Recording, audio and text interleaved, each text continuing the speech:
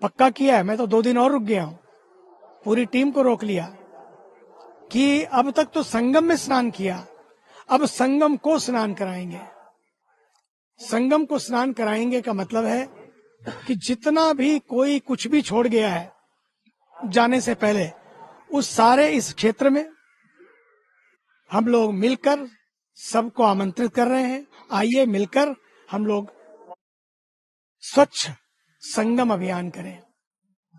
यहां से एक संदेश जाएगा कि हमें अपनी नदियों को, अपनी पवित्र जलधाराओं को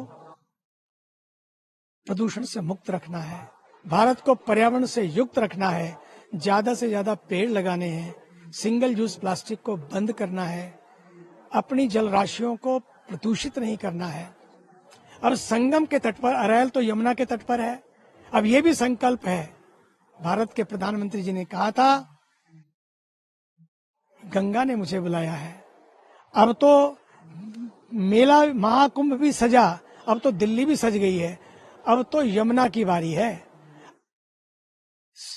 सबने की तैयारी है, अब यमुना की बारी है। यहां से यमुना के तट से यमुना मैया के लिए सब मिलकर ऐसा अभियान करें कि 1 साल के अंदर अंदर हमारे भारत के तपस्वी ऊर्जावान प्रधानमंत्री जी वहीं आकर यमुना जी की आरती करें और फिर ब्रज में यमुना जी की आरती हो। बस देखिए, सनातन का ये महाकुंभ ये प्रेरणा दे रहा है। आइए सनातन को अपने जीवन में जगाए रखिए। हमारे संस्कार, हमारी संस्कृति, हमारे मूल्य, हमारी जड़ें, हमारा मूल, बस उससे जुड़े रहिए और मूल्यों को अपने जीवन में अपनाए रखिए।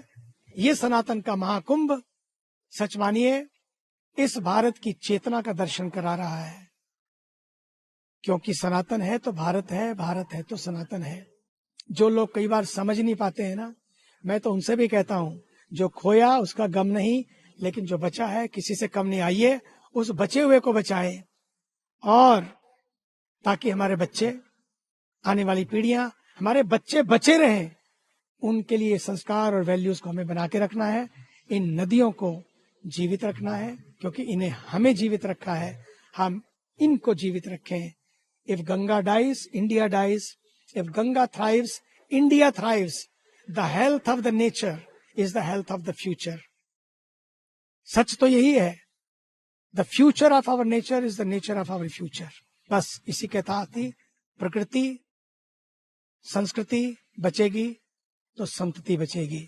आइए अपने भारत को, महान भारत की यात्रा पर, इस महाकुंभ के पावन तट से, महाकुंभ तो पूर्ण हुआ लेकिन यात्रा अब शुरू हो रही है। भारत माता की जय।